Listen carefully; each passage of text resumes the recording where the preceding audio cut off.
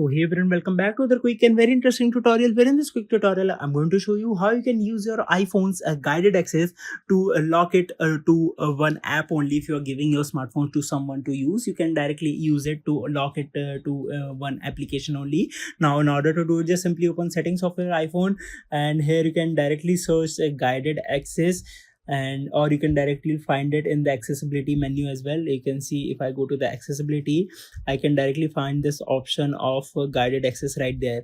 Now just simply, if this one's turn off, just simply enable it, and here you can see if you triple tap in any application, the guided access will enable for you, and will only you won't be able to move out of that application once you provide the passcode, your lock screen passcode, until you won't be able to close that application or move to other application from them. All the controls of notifications and control all the control panels will disabled. Alright, so that's it for this tutorial. I hope this video will be helpful for you. Make sure to hit the like button and subscribe button for more such helpful and interesting tutorials. See you in the next one. Take care.